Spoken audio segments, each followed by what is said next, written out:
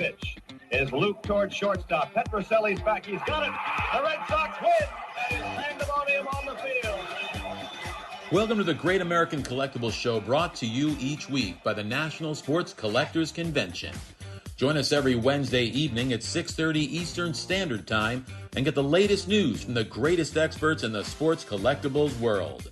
You can watch us on the Great American Collectibles Facebook page, as well as YouTube, or you can listen to us on Spotify, Pandora, iHeartRadio, or any of your favorite podcast platforms. And now your hosts, award-winning sports collectibles author Tom Zappola and Red Sox Hall of Famer Rico Petroselli. Oh. We're here. Taube's back. Look at this. Taube's eating a sandwich. John, what is that, a sub? I'm getting it ready. Okay. Little wah-wah. Little wah-wah wrap. There we go. Welcome to the Great American Collectibles Show. Tom Zapp, my co-host and good friend, Red Sox Hall of Famer Rico Petroselli, our producer extraordinaire, Lou Blasi. John Taube from JT Sports is in the house. And in the bottom left-hand corner, there's a black hole. And that's because we have Doug Keating. Doug is a dear friend of ours from Sports Card Promotion. And Doug just replaced, Rico Petroselli for first place in the IT, what do we call it? Lack of ability. Thank you very much. Rico's had a little more experience. I admit it, Doug. Doug's in the house with us. How you doing, buddy? Good. Yeah, I'm super busy with shows. I've just been picking up lately. Now, tell us about sports. Tell us about well, first of all, Rico, you were there this past Saturday, right? You and Jimmy Lomborg and Ernie D. Ernie D. Gregorio. Yeah, it was great to see him and Jim. By the way, Doug, I've been doing shows for Doug for a long time now. He runs a great show. Great show. Every time we go, I tell you, the dealers there, they recognize you by now. You go through and saying hello, they say, Rico, how you doing? They make me feel like a... Doug, I'll tell you something, Doug. It's got to be 15 years ago. You invited Ellen and I. You may or may not remember this. I think it was down in Weymouth when the T206 book just came out to do a book signing. And Rico was there. That was the first time Rico and I ever met. 15 years ago, 15 or 16 years ago at your show. Is that good or bad? The rest, I mean, we went on, I don't know what the hell happened, but we started. Rico, you and I know you can't remember what you did yesterday, so I'm going to refresh your memory. You and I started talking, and we started talking about Italian food. Yeah. We started talking about Italian food, and that was the rest was history. Anyways, you invited me to the other show you did. Yeah, that was later on. We called you up for the Sicilian Corner. Right. Come on to Sicilian Corner. But it was through Doug. We always get a good turnout with Jim Longborg. No matter how many times I have him, we always get a good turnout. Same with Rico, and same with Ernie D. Just real super easy. Ernie's a character. He's a real. Rico, he's my hero. So who is? Doug, if you brought us Rico, he's my hero. Yeah, actually you are. I mean, Doug, indirectly because of you, Rico and I and Lou and Mallory, all of us hooked up, and Mike Lamazzo with the Sicilian Corner originally, right? Yeah. If you ever want to do a book signing, I think I mentioned that last time, but I know you're a busy guy. No, we're done that. Okay, but Doug, I wanted to ask you, Doug, how many shows do you do? Let's say a month. Or a year, but a month. A lot. I'm up to about at least three a month, which is real busy, as you can imagine. Yeah, that's good. Wow. We're at four different locations now. Now, what do you got coming up, Doug? I usually have two shows this weekend, and I usually have two shows this weekend, but we're at the Emerald Square Mall in North Attleboro this Saturday and Sunday, and it's simply New England's biggest free admission card show. You don't have too many free admission card shows, but we're at about 140 tables. And Antoine Walker, the former Celtic, will be the autograph. Oh, yeah. Antoine. Doug, what's good about your shows, and I've always said this, we've been to many of them, you're a really kind of a legit down home school card show. You know, you don't have 1,000 tables. You probably have, how many regulars over the years come back, dealers to your shows? Almost all of them. Right? But you're right. I don't know if I stay in my lane, but we don't do these 200 table 3-day shows. I think might be a little bit too much work to coordinate. Generally, It's- 1-day shows, around 100 tables. Yeah. Like I said, the Emerald Square Mall, with my only 2-day show. I partnered with give him a little plug, Bob Rose of Hometown Collectibles. Yeah. He's been in the hobby forever. Nice. Doug, I wanted to ask you, when I was walking in, going to the table there, Andrew's table, I noticed a lot of Pokemon cards and a ton of kids and with their parent, the father mostly, looking at those type cards. You're getting more and more tables, it seems, for Pokemon. Yeah, that's been a big thing just in the last 12 to maybe 18 months. It's the show is a little bit. It's still over half sports cards and sports memorabilia. Oh yeah. But we're closing in on almost half Pokemon, and they call it Pokemon is the main, but also Yu-Gi-Oh! If I pronounce that right, different other type of non-sports cards. Yeah, And that's taken off. So we still have just as many sports cards vendors. It's just the show's getting bigger with all these Pokemon vendors, and I'm a sports card guy, but I was going to ask you that, Doug. I mean, do you? And we've talked to some of the other deals about that. There's a learning curve. I mean, is it worth your while to learn about Pokemon? Probably not, as long as they know what they're doing, right? I don't. I know how to promote a Pokemon show. Like I said, I say in my You're like lane. us. I don't buy or sell too much Pokemon myself. But yeah, you got to market it a little bit differently. all the kids, you got to hire Exactly. a kid. Well, listen, Yeah. Doug's going to be checking in with us maybe once a month. We'll talk. Yeah. Besides talking about the shows, we're going to talk about the hobby. Doug, just wanted to say hi, and maybe next time we'll see your face. Maybe maybe. Yeah, I'm definitely going to work on that. But Well, I'll help you out, Doug. Yeah, call Rico. Yeah, one last plug if it's okay. We also have my Columbus Day show at the Envision Hotel in Mansfield, which is just coming on Monday. Nice. That's when I originally started my show back in 1991. Yeah. When I was a freshman in college, and we got a couple autograph guests: Tom Sanders, the Basketball Hall of Famer, and former Patriot Justin Fox. Awesome. So it's a busy weekend for me. All right, Doug. Have a good one. All We'll see you right, down the great, road. Doug. All right, good Doug. talking to both of you. Take care. Good. Thanks. Thank Thank you. Care. Thank you. Sports card promotion. Yeah, Good guy. Good guy. Yes. All right, Mr. Taube, we're going to preface this whole show by I'd like to just make a statement here, if I may. Here we go. No, I'm just going to say that, quite frankly, the Yankees were extremely lucky to get by the Red Sox. As a matter of fact, I'm going to go public and say that Game 2 was not won by the Yankees, but it was lost by the Red Sox. Having said that, I believe, and correct me if I'm wrong, that this day, well, we haven't seen tonight's game because today we're recording on Tuesday and the game is tonight. They've been outscored 23 to what, 7 or 8? John? It doesn't matter. Well, I'm asking Mr. Taube. he's a Yankee fan. He doesn't want to answer that. Tom, you're breaking up a little. I didn't hear the question.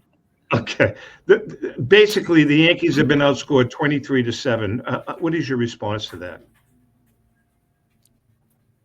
Are we losing him, Lou? He's on a delay. Oh, he's on a delay. Yeah. John, you can't hear us then.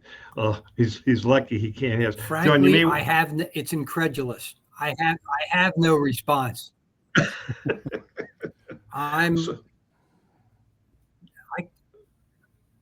Oh, it's too bad. We're having Signal's getting some bad signal. It's You know what? Well, the Yankees are responding kind of like the program is right now.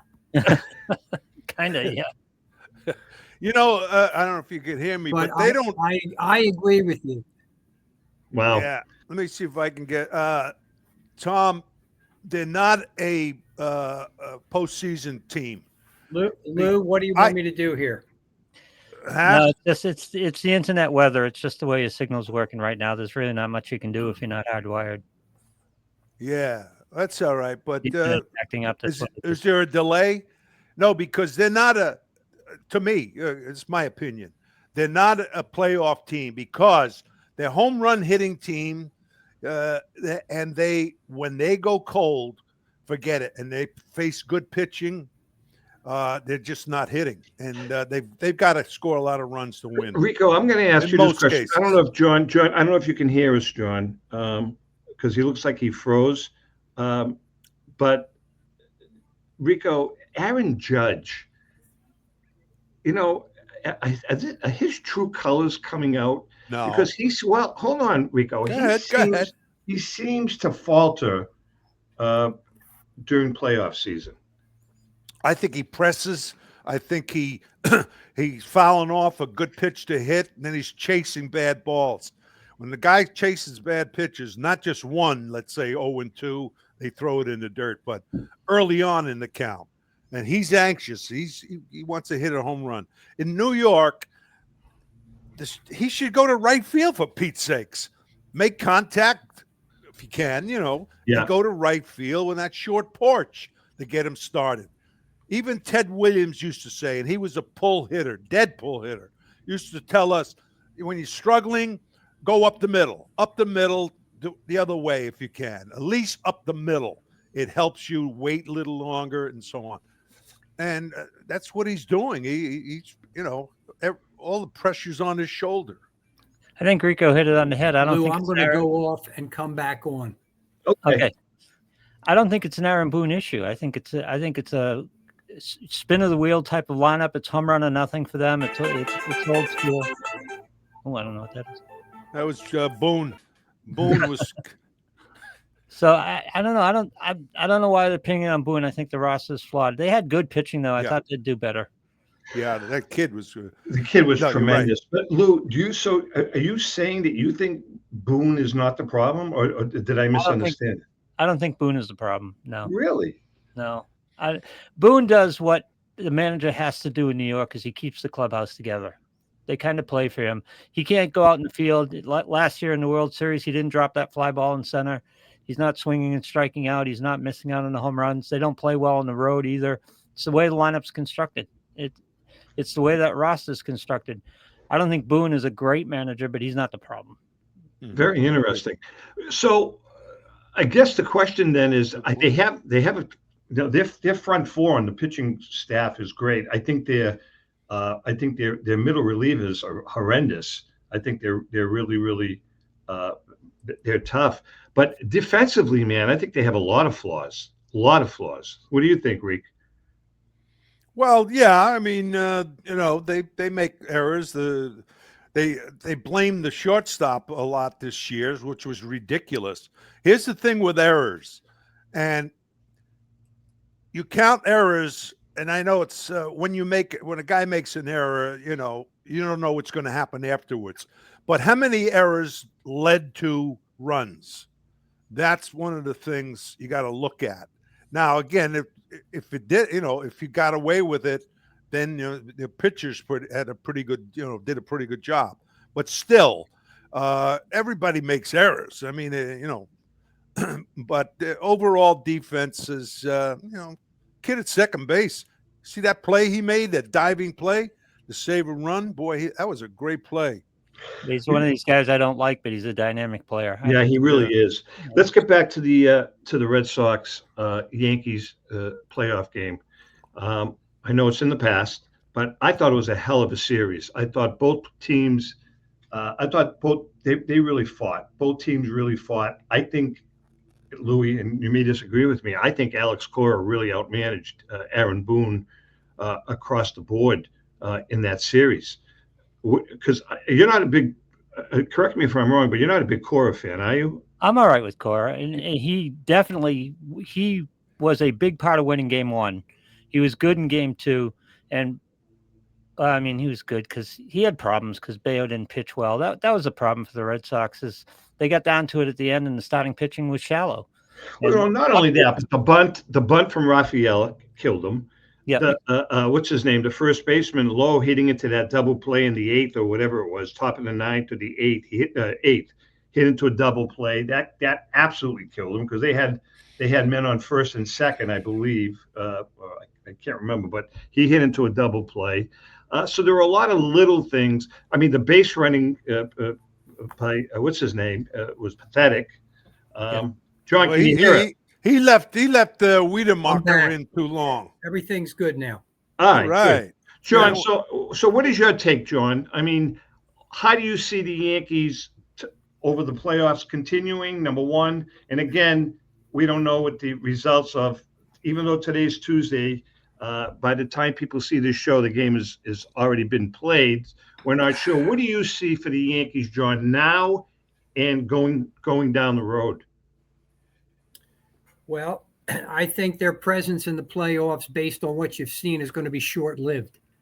Really? You know, there's, you know, I know you guys were talking about Judge. He's a different player in the postseason.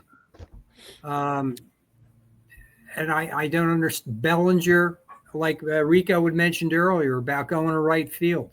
He did that all throughout the season. He was going to right field, pretty consistently and taking advantage of the short porch. But you get him, and Bellinger with the same thing, was hitting so much better. Now they're swinging at these breaking balls. They're pressing. They obviously can't recognize. Well, I made a comment. I don't think you were able to hear it about Aaron Judge. Is there kind of a pattern that's being developed here? Because I don't think he did very well last year. Also, I mean, is there a pattern being developed after the season ends in the playoffs? He is definitely a different player in the playoffs. This year, at least he's getting base hits. Right. In the past, he wasn't doing that. And you know that regardless of what he may say publicly, he's pressing. You know, all you have to do, you squeeze the handle a little bit more. You know, you're starting to guess. You chase. Exactly right. Yeah. Good point. Rico, I want to ask you this question because, we're talking about Aaron Boone. We're talking about just the whole pressure of playing postseason. Rick, you played in 67 and 75, and I'm going to go to 75. Fisk hits the home run at midnight, and you're playing the next day. Was it the next day, correct? Mm-hmm. Rico, can you talk to us about the pressure, the nerves? Were you nervous before Game 7 of the 75 World Series? Were you tense? Did you do things differently? I've always wanted to know that. No. And by that time, we're not. We know the importance of the game. But we were down in the 67 and the 75 World Series. Game 6, we had to win to tie it up. Right. That was, a little more pressure. But once you get into it, you're focusing on the game. It's not a tenseness that's a nervous. Oh God, I might strike out or I might miss the ball. You be aggressive. You give your best. That's all you can do. So like talking about Game 6 in 67, you're a young kid. You slept fine. You woke up. There was no issues there. You weren't grouchy to Elsie. And I'm being serious. No, I know what you mean. Yeah. What? I mean, you were pretty. Well, of course. After I had a couple of shots of VO, nothing bothered me. No. Do you think it's a little bit different today, Rico? Because Aaron Judge drops that ball in center field last year in the World Series, and it's all over ESPN. It's all over everywhere. It's like that's all we've heard about since he dropped the ball. It's a little bit different for these players because of the scrutiny, isn't it? Absolutely. Right. Yeah. How about left field? The kid, the Red Sox left fielder, Duran. Now, that was a ball he'd catch easy, and he drops it, and that led to runs. I think, but it's a funny thing. You just don't know. You don't think about it. All of a sudden, hits a guy's glove. He misjudged, takes his eye off it. If it happened during the season, everybody would say, okay, next game. But not in this. There's definitely pressure on you, but it's not a nervous. It's a different type of pressure. It's like, I want to do well. John? The playoffs, it's an intensity level, and it comes down to, circumstances, it's pitch by pitch. I mean, you've got the crowd on your feet every time there's a 2-strike count. It's a whole different atmosphere. It's exciting. It is tougher. And John, are the Yankees carrying a little extra load because of last year's World Series? Good point. Well, the Yankees are carrying a little extra load because of the fact that they're the Yankees. Yeah. There's an anticipation when they go into the postseason that they're supposed to win. So they have that carrying with them, let alone what happened last year. I mean, that 5th inning, I was at the game. I had the best 5 innings of my life. I thought the game was over. Yeah. That's a good point. That's and what happened. Apparently it was, so. One thing can change. One thing can change a game. If you look at every single game, you really look into it detailed wise. There's one thing that happens usually that turns the game around. Now it might not be an error. It could be an umpire's call, a missed call. Boom. Next pitch is a home run. But if you used to look at as a manager, when I managed with the Red Sox and them, we used to look at every single thing, every single detail of what really one thing that changed the game. Good and point. It's for a fan. And sometimes at the time you don't know what it is. Sometimes at the time you know what it is, but sometimes at the time you don't know what it is.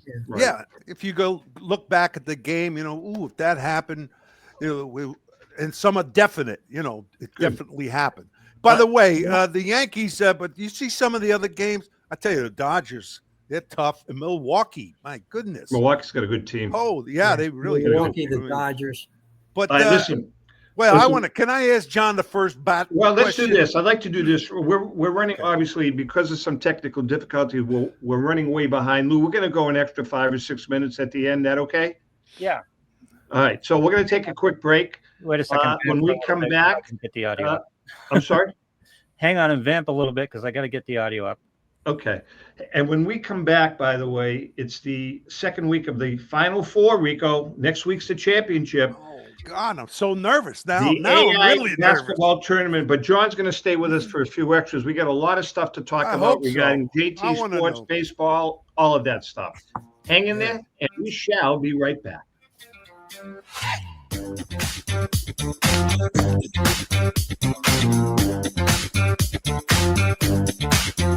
I'm Rebecca Curry, a 2-time child cancer survivor, recipient, and advocate for Lucy's Love Bus. The mission of Lucy's Love Bus, 501c3 nonprofit, is to provide joy, comfort, and quality of life for the entire family of children with cancer. Since 2006, they have delivered love and comfort to over 3,000 children with cancer and their family members across New England. The dream of Lucy Grogan, an 11-year-old cancer patient, was to help kids with cancer who are suffering right now, before there is a cure, by offering free, integrative therapies like art, music, horseback riding, and many other activities. Unfortunately, Lucy passed away, but her dream lives on, and today Lucy's Love Bus is thriving. I'm Red Sox Hall of Famer Rico Petrocelli. I hope that you'll consider supporting Lucy's Love Bus and all of those children who have been stricken by cancer. The Great American Collectibles Show is partnering with Lucy's Love Bus to help these kids. Let's continue Lucy's dream. Please go to lucy'slovebus.org for more information. Since 1996, Brian Drent and the staff at Denver's Mile High Card Company have led the charge in the collectibles hobby. Mile High is a full-service dealer specializing in buying and selling cards and offers a competitive consignment program for all collectors. Whether it be their computerized want list service, appraisals, or auction services, Mile High has it all. If you've been searching for a company with a selection of high-grade vintage 1888 to 1970 baseball cards and memorabilia that shares your passion, aim high, Mile High. Go to milehighcardco.com or call 303-840-2784 for more information. Let's go! Batter up! Hi, everyone. This is Rico Petrocelli. JustCollect.com. a leader in the vintage sports card industry, is giving free appraisals on your vintage cards. They'll evaluate your collection for free and let you know the value of it at no cost and no obligation. If you're ready to sell, JustCollect.com will offer you industry-leading prices to buy your card collection. To begin your free baseball card appraisal, visit JustCollect.com or call them at 732-828-2261. That's JustCollect.com for your free vintage card appraisals and top buy prices for your cards. Check out JustCollect.com today. Hi, this is Dan from Memory Lane Auctions, here to remind you that the renowned Memory Lane Collectibles Company has served as a beacon of light to the collecting community for the past several decades. Indeed, folks, it has been our utmost privilege and pleasure to provide the most enthusiastic collectors with an abundance of the finest sports cards and memorabilia for America's most coveted sports personalities via our world-class auctions. Whether you choose either a private sale transaction or the auction route, Memory Lane cordially invites you to reach out to us to maximize the value of your prized possessions. Also, it is not just sales that we pride ourselves on being the best of the rest, because if you are seeking a particular keepsake for your esteemed gathering, we will be relentless in our quest to find that special piece to fulfill your collecting dreams. So no time to wait. Reach out to us today for the purposes of capitalizing on our unparalleled marketing capabilities. Simply pick up the phone and dial 877-606-5263.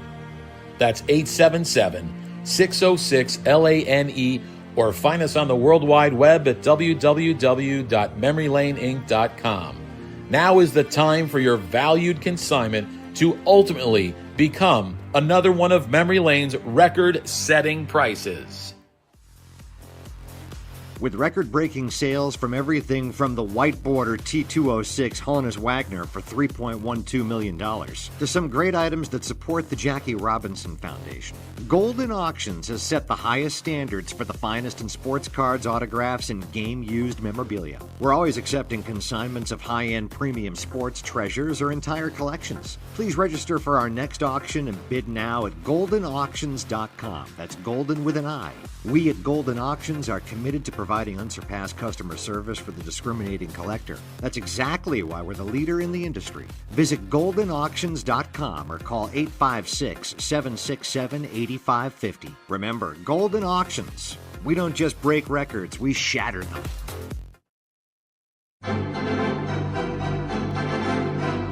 How would you like to own the bat that was used by your favorite player when he hit that towering home run or game-winning base hit? Now look no further than JT Sports, specializing in the sale and authentication of professional game-used bats. As the official authenticators of professional model game-used bats for PSA DNA, JT Sports will guarantee the authenticity of any bat purchased from them. JT Sports also buys and sells game-worn uniforms, gloves, and baseball equipment. The unique quality of the collectible is what JT Sports is all about. Give them a call at 609-487-8003 or check them out at GameUseBats.com.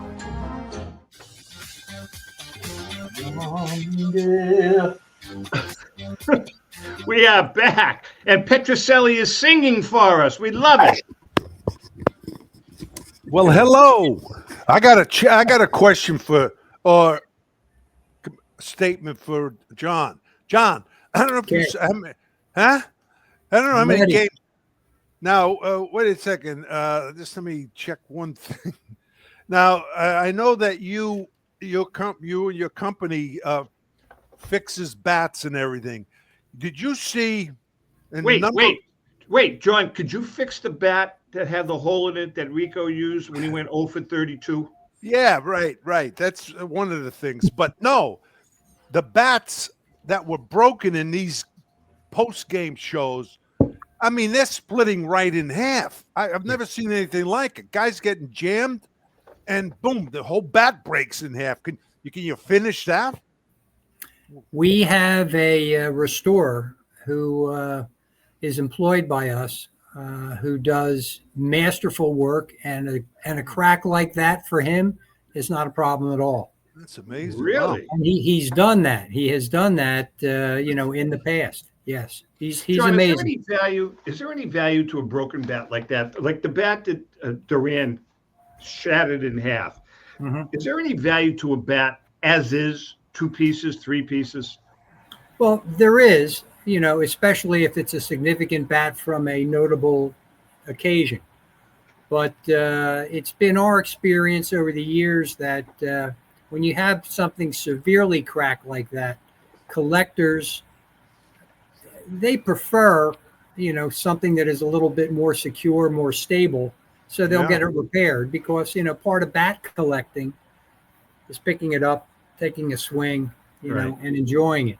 But no, and there are, I have a Jeter bat that was cracked during the World Series, broken in half. And the owner of that has a picture of the bat in 2 pieces. It's coming apart. Jeter is swung, the barrel is out here, and he kept that just the way it was and framed it up that way. All right, listen, we have a lot to talk about with John, but before we continue, we got to talk about the GAX AI Sweet 16 all-time tournament, powered by Danny Shapiro and the Basketball Savant, and sponsored by our good friend Paul Borges and the gang at PB Collectibles. Remember, if you have a bitch about this hog, please contact either Danny or Paul, not us. This is the last game of the Final Four. Next week, Rico, is the championship. Wow, I can't wait. I'll tell you. This year, I'm going to get nervous. In week 2 of the Final Four, we have the 2016-17 Golden State Warriors versus the 1996-97 Chicago Bulls. And the winner will go on to play the Philadelphia 76ers, which is that's a good team. The 83 76ers, the winners will play next week. So let's talk about this game. Who won? If you had to go with any kind of a strong argument for both the 1996 Chicago Bulls and the 2016 Golden State Warriors, you've got one hell of an argument.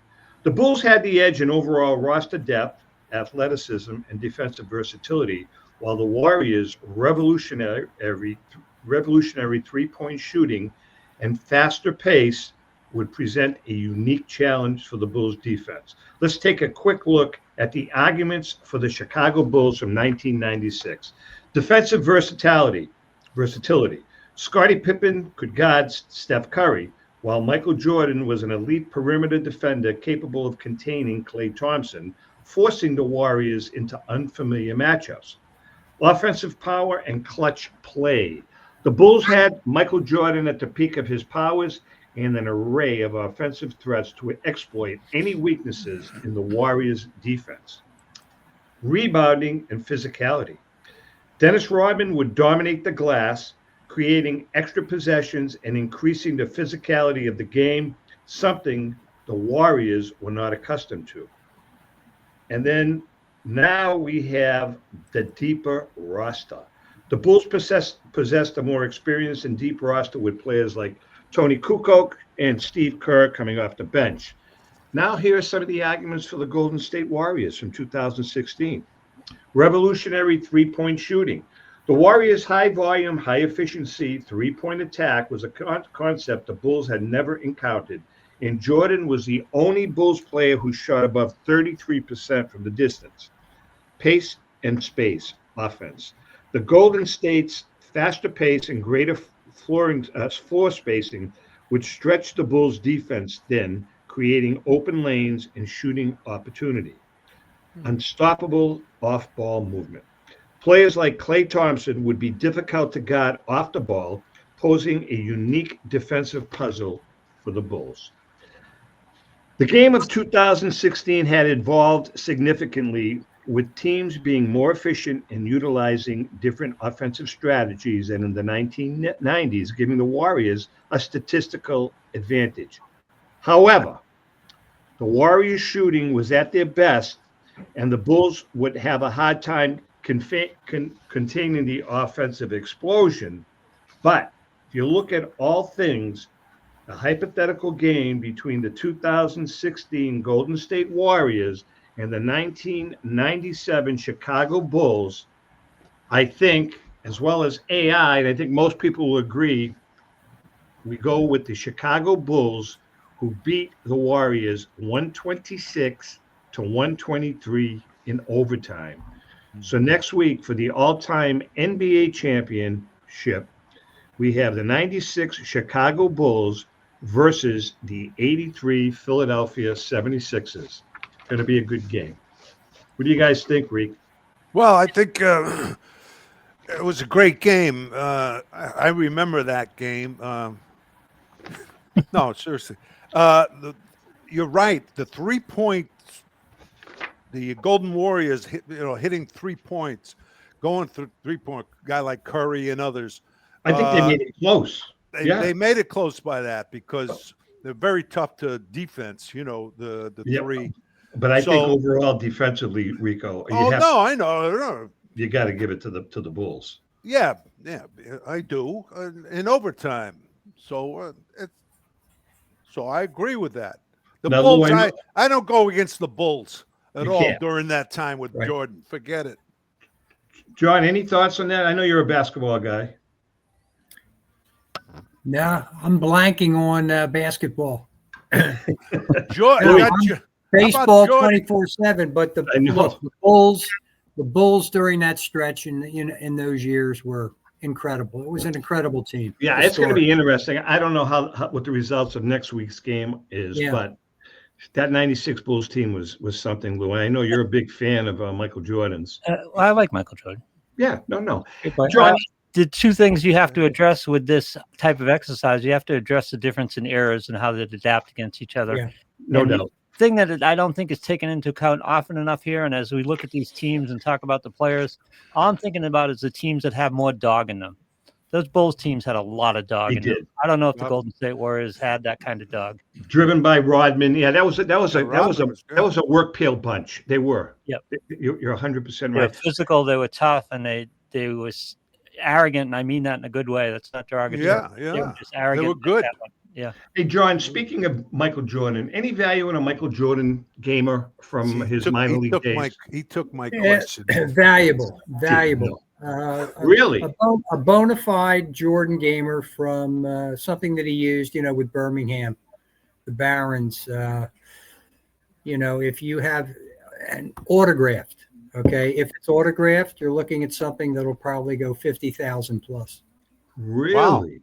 Oh yeah. Geez, what about his uniform? The and his spikes and all that. Good question. Yeah. Anything right? Jordan, verifiable is valuable. Oh, I got one thing. I saw him in spring training. Tito was there. Francona was the manager, and they were there talking. And I went over there, and I gave him. I offered him some chewing tobacco. Jordan. No, seriously. And he wouldn't take it, but I said, boy, if I had that chewing tobacco after he chewed it, that would be worth some money, wouldn't it? Huh? Little spit. I didn't realize Tito was his manager. Yeah, man. You laugh, but you put the chewed wad in an auction, that's what I mean. Yeah. And you will get bidders. Hey, how about that banana? They had a banana on the wall. I know, on the wall. I remember that. A wall, and somebody paid $1 million for it. So anything goes. Anyway. Hey, John, I want to. I've been reading some articles about, Enrico brought it up. The difference. What's going on with the physical makeup of bats in the MLB today? But there are so many different bat manufacturers now that have skin in the game. With MLB, can you talk about Marucci and Victus? What kind of companies are they? Good quality bats? Can you shed some light on those two companies? Well, Marucci and Victus. Victus is part of Marucci now. Oh, see, I didn't know that. Okay. Yeah, that's a new. That's probably a couple years now, and they've gotten to the point where you want to call it dominance. They are now the official approved bat by Major League Baseball. Crazy. The MLB logo is now on the Marucci bat, whereby last year it was on the Louisville Slugger bats. Now, how many years was Louisville Slugger the official bat company for MLB? Well, the first time that an MLB logo appeared on a Louisville Slugger bat was during the 1999 season. Okay, and they held that distinction from 99 until 2024. And But this John, year, go ahead. No, finish. No, go on. I wanted to ask you: don't they get the same type of wood from wherever they buy it? Yes. As far as the composition of the bats are concerned, they're made with maple, they're made with birch now, and northern white ash. That's going to be. But what about John? What about the treatment of the wood? I mean, in the lumber industry, you can have Doug fir, and it's treated 3 or 4 different ways. Do they have to all abide by the same treatment on ash, for instance? Well, no. See, that's if you will, that's the secret sauce for each manufacturer. Okay, and you'll see Louisville Slugger went back years ago with powerized. That was a finishing process. Hanna Batright bats had steel tempering, and what it is. It's a hardening, of the wood. It's a heat treating type of a process. I'm sure. Today, these new bats, Victus, Marucci, Louisville Slugger, any number of these companies, it's almost as if there's an enamel finish on the bat itself. When you played, Rico, you could see, the bats, the ash bats, you would see the stitch marks and the C marks. They were actually impregnated right into the wood. Today, you can have a heavily used maple bat with one of these finishes, and you see very few.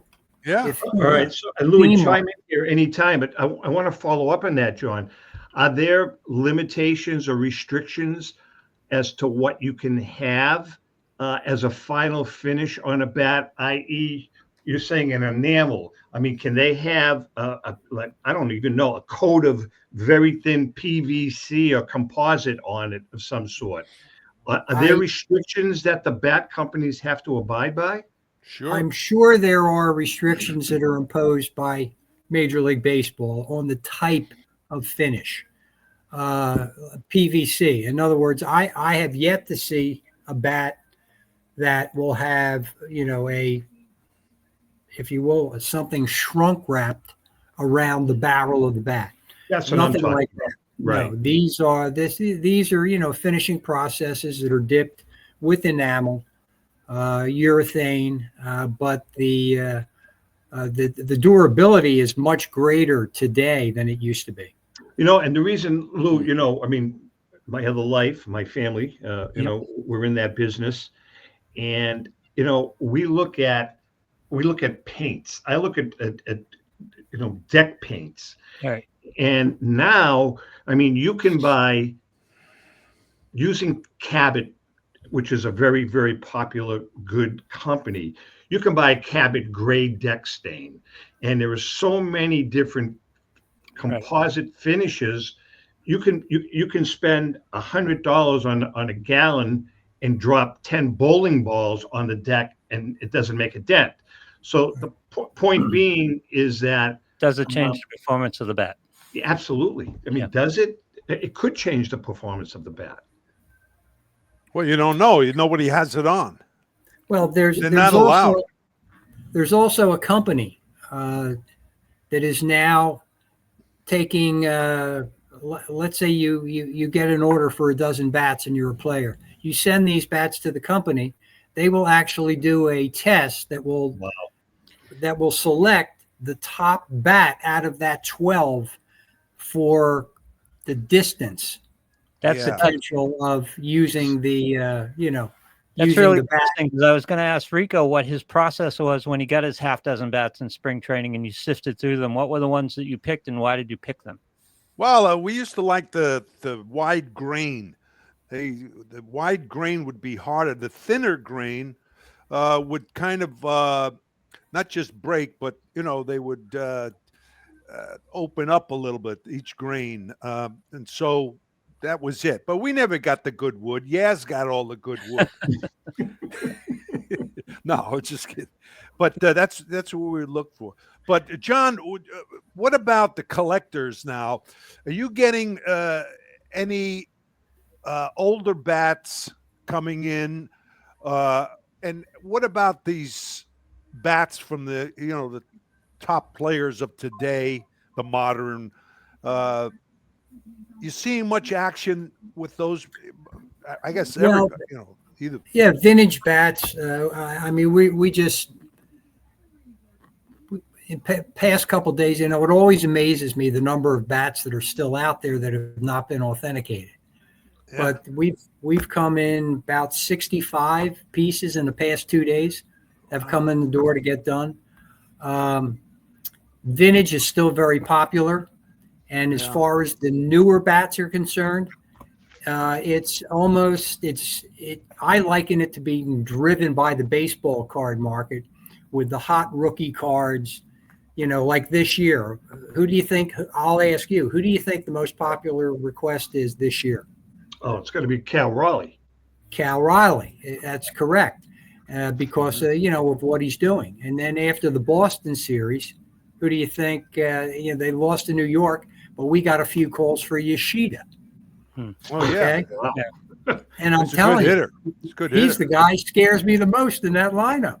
Yeah. John, is it an organized pipeline for these things? Or, like, for example, if I'm Shohei Ohtani and I'm scrimping by on $2 million a year until my deferred payment comes in, I'm stuffing away all my bats, I'm stuffing away all my gloves, all my game-wearing jerseys. Is it a player-by-player thing, or do the sports organize this pipeline a little bit for game-use stuff?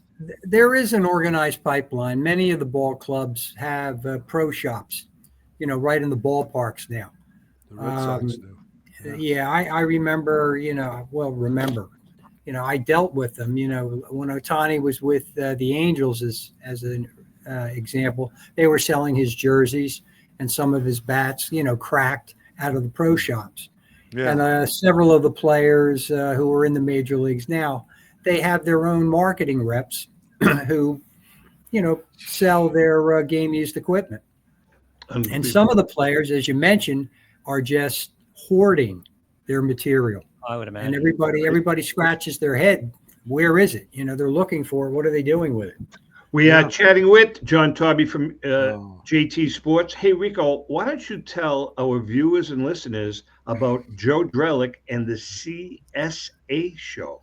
Well, why don't I read it, actually? It's a CSA show in small letters. Look at this. Well, why don't you make it bigger? Well, you don't you send them to me? Yeah, but when you take them off, you can make them bigger.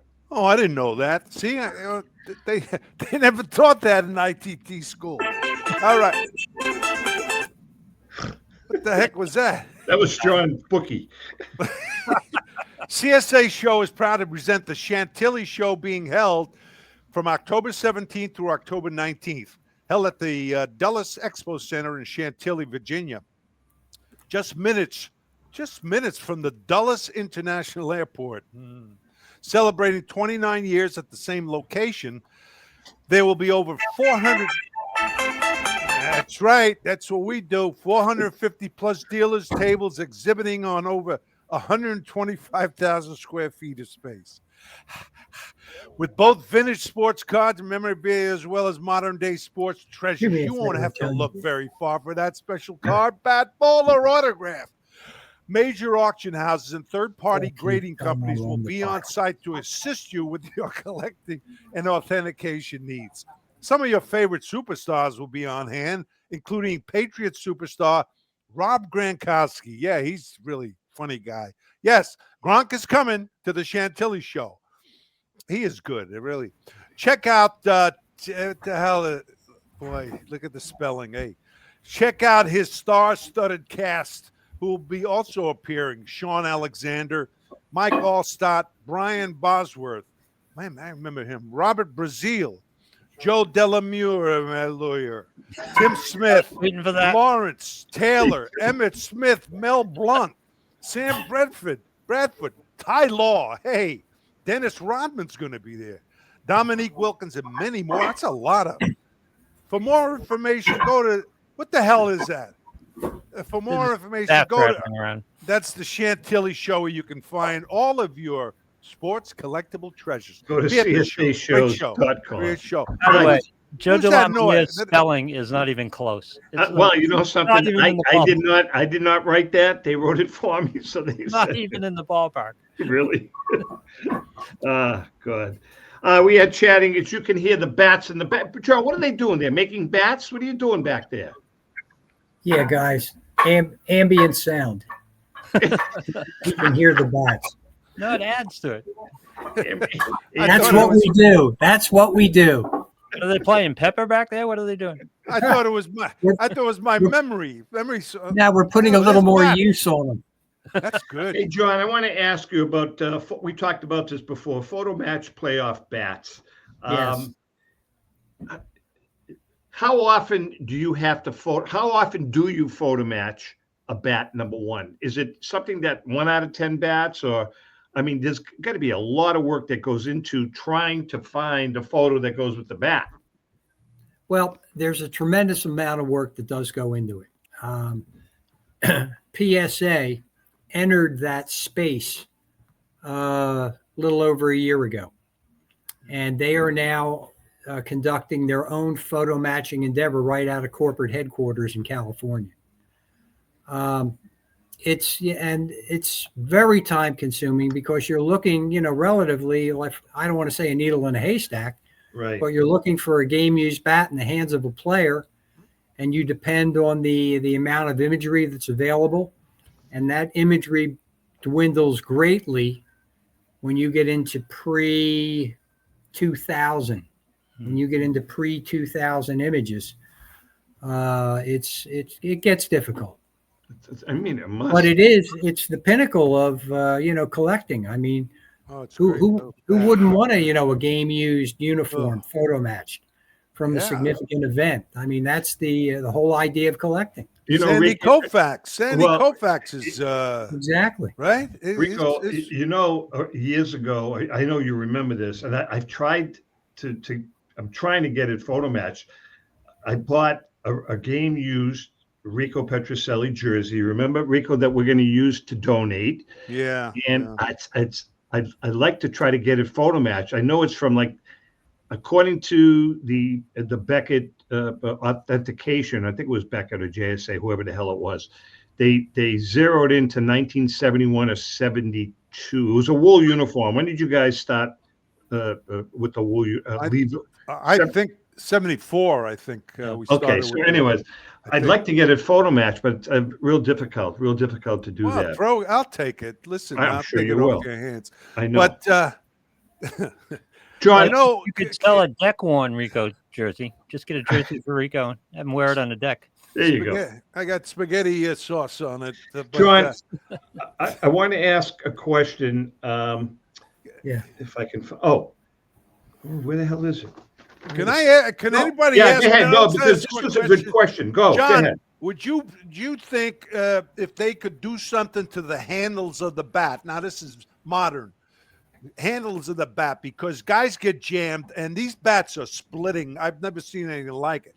Where they're splitting, not just on the handle, say it breaks totally, in half, but the wood, it splits in half. And plus it's dangerous.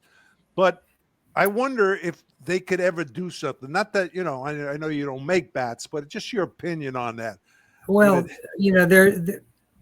there are a few, I don't want to call it a safeguard, but a safeguard that is player applied. These grip tape. You've seen all the players using this grip tape now, colorful. Okay. A lot of times the crack is contained, under that tape. Mm-hmm. When a batter uses the bat and cracks it on the handle. Yeah. There's also been rubber grips that have been applied factory. There have been fiberglass grips that have been applied.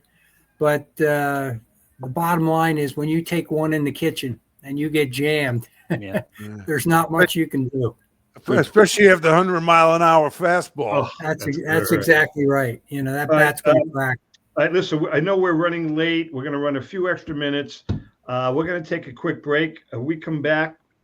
John's going to join us for the last segment. We've got some other bat talk. Maybe a little Yankees talk. I love bat just talk. to rub it in a little more. Maybe a little more Yankees talk. We'll have to see. What? You going to complain about that? No, they're going to lose. They're going to lose tonight. Don't worry about it. Well, we'll see. Hang in there. We'll be right back.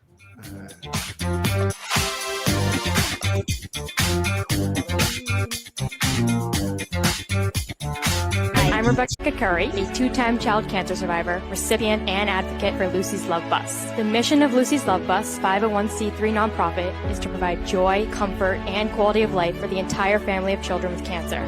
Since 2006, they have delivered love and comfort to over 3,000 children with cancer and their family members across New England. The dream of Lucy Grogan, an 11-year-old cancer patient, was to help kids with cancer who are suffering right now, before there is a cure, by offering free, integrative therapies like art, music, horseback riding, and many other activities. Unfortunately, Lucy passed away, but her dream lives on, and today Lucy's Love Bus is thriving. I'm Red Sox Hall of Famer Rico Petrocelli. I hope that you'll consider supporting Lucy's Love Bus and all of those children who have been stricken by cancer. The Great American Collectibles Show is partnering with Lucy's Love Bus to help these kids. Let's continue Lucy's dream. Please go to lucyslovebus.org for more information. This is Brian Drent, president of Mile High Card Company. Is your sports card and memorabilia collection properly insured? For easily replaced personal property, homeowners insurance is all most people need. But for prized possessions that you may have spent a lifetime collecting, it doesn't go nearly far enough. Collectibles Insurance Services has been insuring for over 50 years. They offer a full range of protection and a $0 deductible at an affordable rate with no appraisals required. I know because they insure my collection. If you have a minute, go to collectinsure.com and learn more about insuring your personal card or memorabilia collection.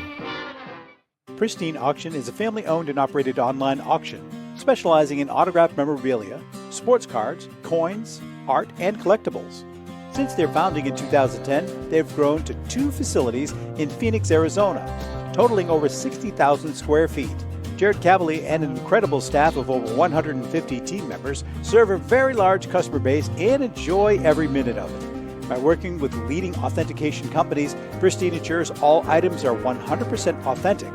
In addition, third-party authenticators regularly travel to Pristine Auction to provide authentication services on site. Pristine Auction strives to operate its business in a way that's honoring to God, their families, and their customers. With a strong focus on speed, quality, and premier customer service, their mission is to be the leading online auction for every level of collector and fan. Pristine also works for Hope Sports and Identity Hoops International, traveling to Mexico to build houses for the less fortunate. Pristine Auction offers several online auction formats with thousands of auctions ending each day.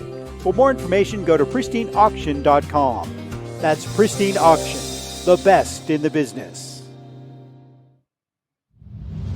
If you're a discerning collector interested in owning the most important pieces in the hobby, look no further than Leland's Auctions. The original sports auction and appraisal house, Leland's was established in 1985 by legendary Pioneer founder Joshua Leland Evans. And today, President Mike Hefner carries on the tradition. From the Tom Brady card and memorabilia collection to the famed Boston Garden auction to high-end card auctions from every major sport, Leland's has always maintained the highest standards. Go to Lelands.com and get your bid in.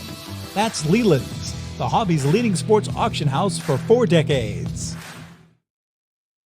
It's often been said that championships are won on the practice field, and world records come only to those willing to work harder than everybody else. Heritage Auctions is the world's largest collectibles auctioneer because we believe that becoming the best is only an invitation to the challenge of remaining the best. This requires the skills of the hobby's top experts, capable of identifying and maximizing value for our consigners.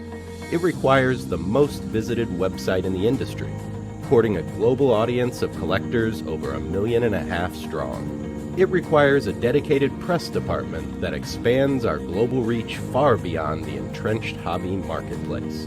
It's hard work, but a simple premise. Present the finest collectibles to the largest population of potential buyers, and world records will come. We invite all listeners to put the unmatched power of Heritage Auctions to work for you.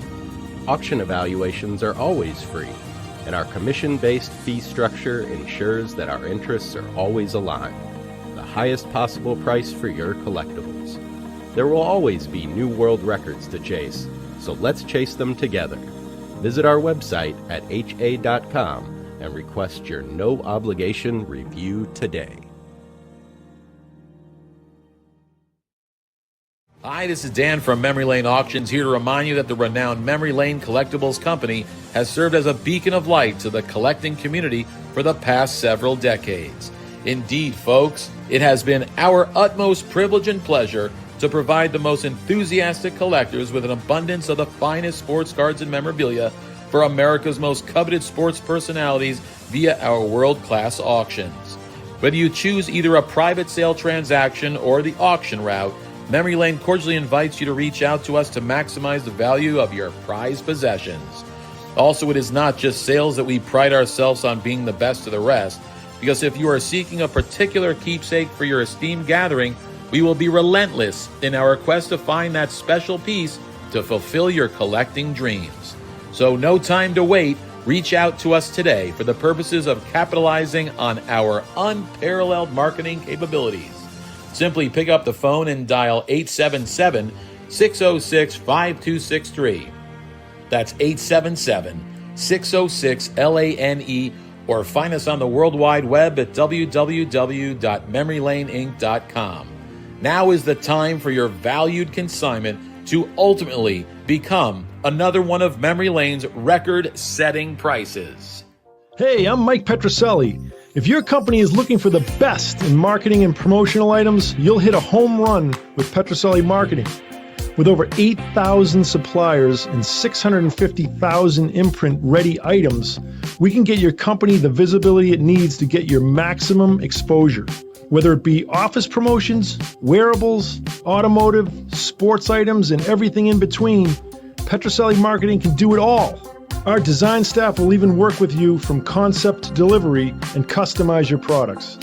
At Petroselli Marketing Group, we will get your brand in front of your audience. Contact us at info@petrosellimkt.com or call us at 603-880-3202. That's Petroselli Marketing, where no dream is impossible. Yeah, Petroselli Marketing, that's my oldest son, and he's doing a great job running the business. Got everything, embroidery, you name it, and plenty of products. They do a good job.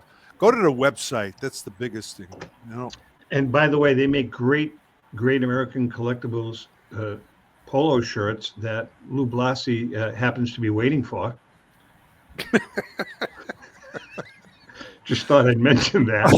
The post office is delayed. They're delaying a lot of the mail. What's Michael making the shirts himself? All right, listen, I want to talk about our good friend Tom Ruggi and the staff at Destiny Wealth Management. If you're a card and memorabilia collector, have you ever thought about how to manage your collection long term? Well, I certainly have.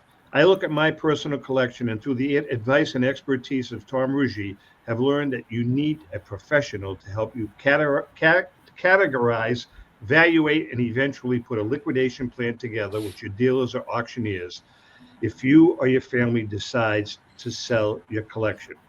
Most importantly, you need to be aware of the tax ramifications when you liquidate.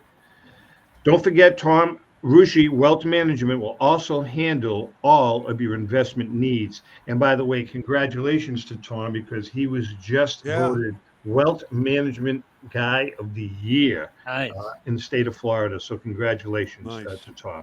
That's Ruggi Wealth Management, the go-to company to manage your collectibles decisions.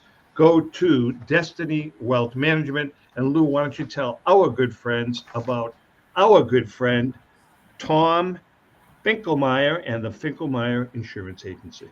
Well, the famed Finkelmeyer Insurance Agency has been insuring collectibles since the early 80s. The late Tom Finkelmeyer wrote the original sports memorabilia insurance policy when no one else in the industry was insuring sports collectibles.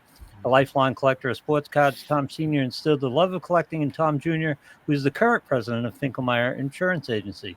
Tom Finkelmeyer Jr., with 3 decades of insurance experience, has paired that expertise with 50 years of collecting and with a litany of professional designations, including counseling and risk management.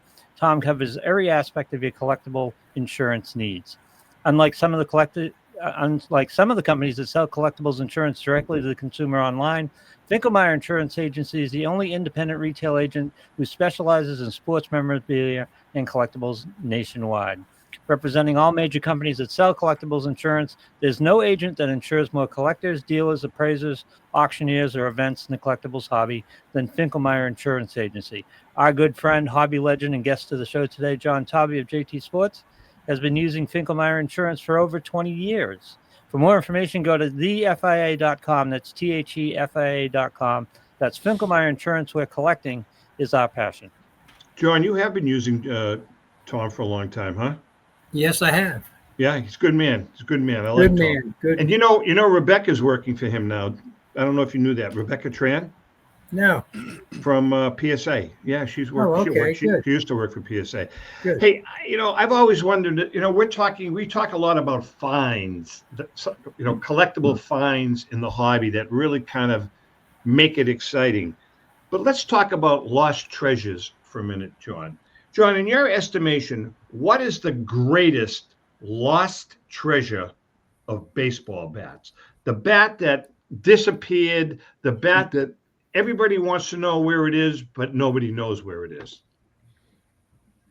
I'll give you one guess. Well, Black Betsy, though. But don't they know where Black Betsy is? Joe Jackson? Well, Joe Jackson, there are a few bats out there of Joe Jackson, but the one bat that is not surfaced, that is probably the most storied bats in the hobby.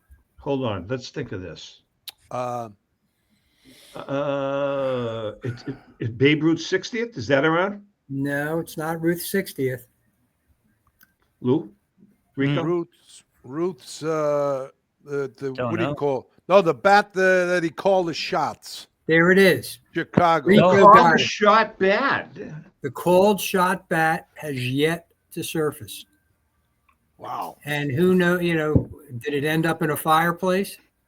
Did it end up in an umbrella, holder? That's what I was going to get. That's what I was going to ask you. What are the possibilities? Because bats obviously would last a long time. So. Well, my own theory is, Ruth was a prolific gifter. And there are stories about him having a trunk in his apartment.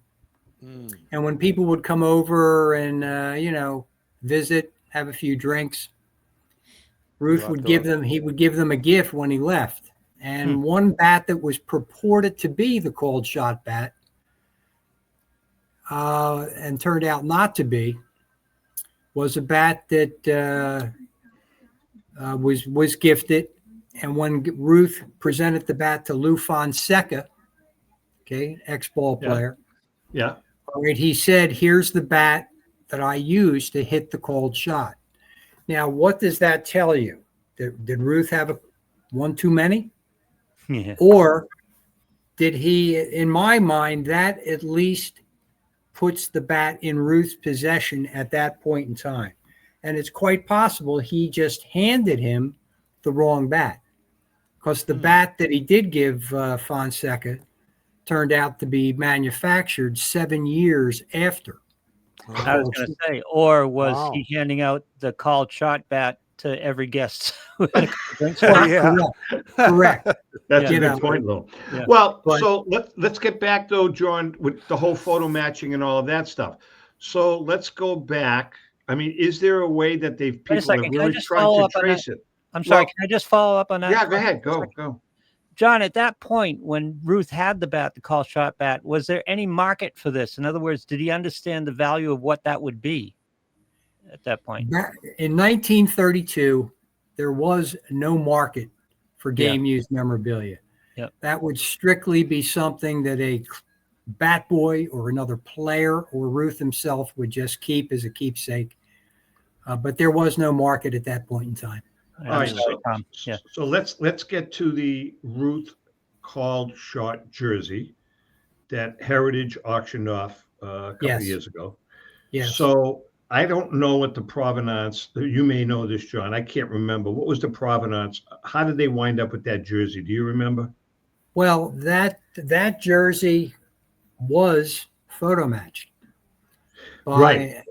Okay, so there was, they identified the front of the shirt, the placing of the New York on the front of the shirt.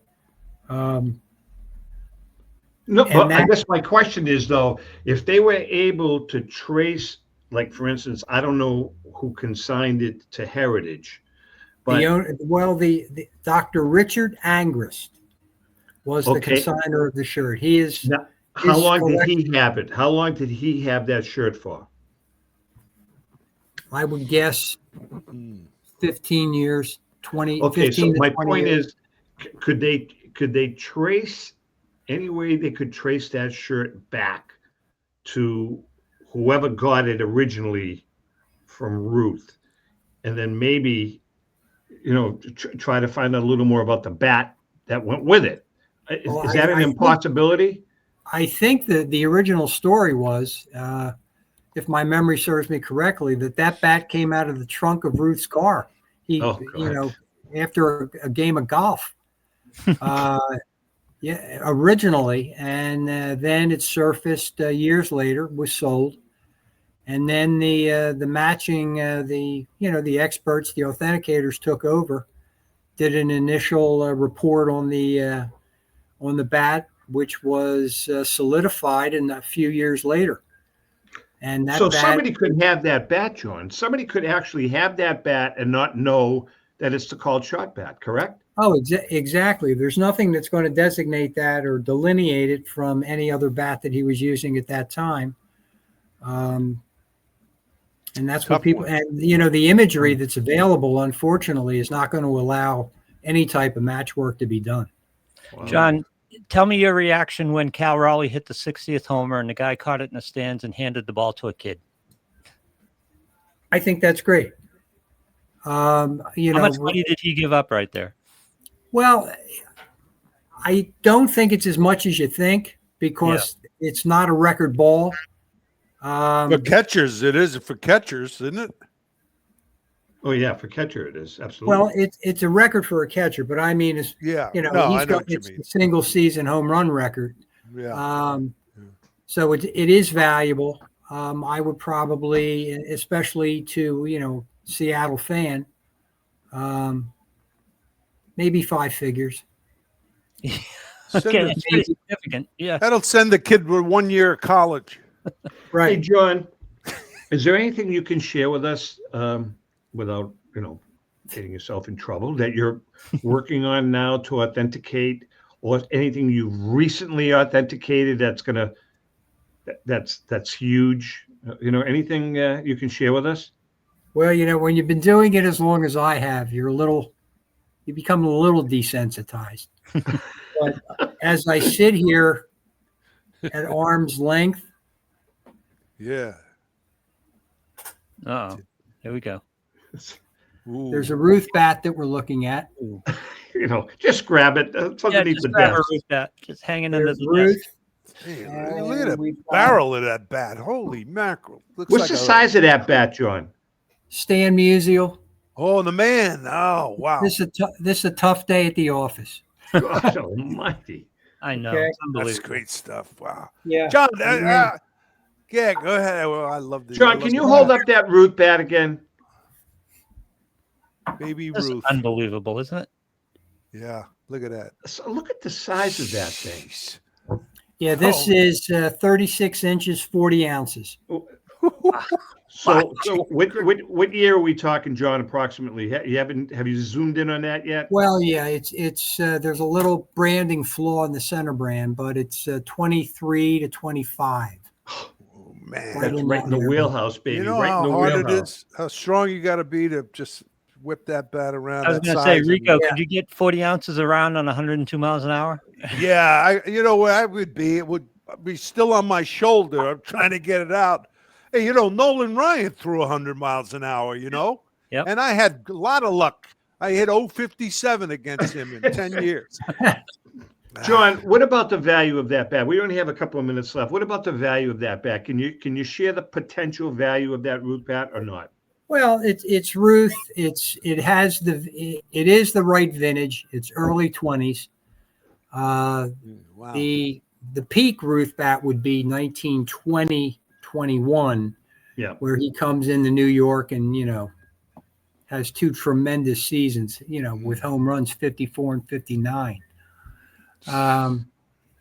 This bat is probably, I'll just say 6 figures, maybe 2 or 3 times over at this point, you know, for the market right now. There's no provenance, there's no written documentation. Right. But it's, you know, it's really with Ruth, a lot of the documentation is done with the bat itself, with the specifications, the length and the weight and the vintage. Yeah. You know, I've always, again, we only have a couple of minutes left, but one last question for me. Are there any Cap Anson bats out there, for instance? I know there are a couple of King Kellys, but are there any, like, what is the oldest bat out there that belongs to a Hall of Famer? Do you know offhand, John, that's out there? Well, a notable bat, Anson, a notable Anson bat is a bat that is, we authenticated the bat to be from 1897. Wow. Okay. And it actually has, I don't have an example here, but when you look at the center brand on, this is a bat from the 20s. The center brand on this Anson bat is on the back side and it's branded in the other direction. Wow. Ooh, okay. Wow. And the grip on the handle is hand carved by Anson all the way around, notches, almost like a golf club grip, but it's done by hand, which shows you what he thought of that bat. Man, and that bat came right from the family of Anson. Oh, it did. That's what I was going to ask you. Is that in the Hall of Fame? Where is it? Does it belong to a private container? Private collection. It's in a private collection. Very cool. Yeah. All right. I know we've run over time, Lou, and I appreciate you. You'll have a check for your OT. Having fun. Yeah. How about my OT? Forget it. You're lucky you got on. Hey, we're John, lucky you were able to get on. John, wait till we get to Florida when we're all together. You're going to see the things I told you about him. Let me ask you one more question, going back to what you were talking about tempering the bats. Did you ham bone the bat, Rico? Yeah, definitely hand boned them. And, you know, there were a couple of guys that I don't want to say, I don't know if we have time, but, you know, they would, you know, the grooves, they would groove it with a fork and then put rosin in there, and the rosin would go seep into the, you know, the melted rosin would seep into the cracks there, you know, where you put the rosin on the what do you call it, the bat, the head of the bat, and you hit a ball with that. Once it hardens, I'm going to tell you. Which brings up, wait a minute, it brings up, I got to ask John what he thinks, and Lou, not you. The ball, is the ball today, does it got Mexican juiced? Is it juiced? Exactly. Is it juiced? I mean, these guys are hitting 440 foot. I mean, guys, Rico, you know probably better than anybody how the game's changed. Oh, yeah. You know, these guys, you know, these hitting coaches now, it's all about launch angle, exit velocity, angle. Yeah, I mean, you know, some guy hits a home run now, you're getting a graph and a chart, you know. It's unbelievable. But these guys are training now to hit it at that angle. I know. The uppercut it's all relative too, Rico. I think compared to your era, it's juice, but I don't think it's the peak of it. right now. I think it's really right. Wow. I agree. I agree with Lou. I think it was about 5 years ago. I think it varies from year to year. Yeah. Rico, before we go, you mentioned when you played and some of the guys, what they did to the bats. Who of all the guys you ever played with, who was the most eccentric when it came to handling their bats, what they did to their bats? Was there anybody that stuck out like a sore thumb? I know Ted was fanatical Ted about Williams, it. yeah. But no, put him aside. Of your other teammates, was there anybody that that was just fanatical about handling their bats, what they did to their bats? No, not that I remember. So Yaz wasn't. No, I mean, Yaz got the bat. The big thing is we had the big bone, right? Cow's bone. I don't know, whatever the hell it was. And it was nailed into a piece of wood, and you could go boning there. board. Yeah, it's a boning board, and you can just keep going and going, and it really worked. It did harden the bat up for a while at least, but now what they got that stuff, paint on the bat. Now I don't know if they even do that. Yeah, they Hawk use Harrelson was the guy the who did the resin, right, Rico? It was Hawk Harrelson. Yeah, it was a couple of guys. Yeah, I just said I wouldn't do that because I got to go to confession if I do that, and I don't want to go. No, but some guys did it. But there were guys who put what do you call in there? None of them put corks in them, though, right, Rick? Not the guys for the Red Sox. No. The opposition. We've never seen a Red Sox. No, the opposition did it, but not the. Remember Bell for Cleveland? Albert Bell. Oh yeah, Albert Bell. Yeah. Yeah, I don't think we've ever seen a cork Red Sox bat, have we, John? No, not that I can recall. Not this year, anyway. Not that I can recall. See, I thought I saw one. But it's easy to put the corks in. When you screw, through the bat, and as far as however, and you could glue them inside the bat, and then put a top on. Keep that. You never did that though, Rico, right? No. I just said that's what they said. That's what they were saying. How these guys cork the bat. Bell and some of the so other. Like your 40th home, you didn't do any. There were no shenanigans. Your 40th home run. Are you kidding me? I took some steroids, but what the hell? The difference? No, Rico, never. Let me ask you one question. Of course. Did you ever just try a corked bat in batting practice? Did you ever do that? Well, not really. Maybe once somebody had one. I don't know. Yeah, but I was asking because could you actually see a difference? Yeah, was there a difference, Rick? Was there a difference? Yes. Oh, there really is, huh? Big difference. Yeah. That's the difference. The cork is different than anything else that you would put in there. That's interesting. Because of those little balls, it bang, it just came off the bat. Oh, I mean, that's what I heard. No. John, I'm sure you've handled a couple of cork bats. Yeah, have gone through. Do you have any like right now that are like for sale? I mean, that you could tell. I'm serious. Like this is a cork bat, or you can't say who is from it. You're kind of like in between a rock and a hard place, right? Yeah. If we have something in the office, it's corked. I don't want to. I first of all, for in the event of a liable action, sure. I don't want to mention any names, right? But I can tell you that I have seen cork bats from bench players all the way up to the greatest guys that you can think of. I can imagine. I could buy that. But the bottom line is with the corking, you really. Unless you see it in their hands at the plate, you really can't make any, accusations. You really can't because anybody can pick up a bat and get it corked. All right, listen, we could go on for hours, you guys. Lou, I want to thank you. Thank the station. Thank you. Cork bat, right? I'm sorry? The Bucky Dent homer, that was a cork bat, right? It had to be. It had to be. All right, John, thanks so much for joining us. Yes. We have a blast with you. Thanks to the radio station and the TV station for giving us a little extra time. And to our producer, Lou, you get a little OT. We'll buy you a sandwich next week. Fun. It's fun. How about me? Forget it. You're out.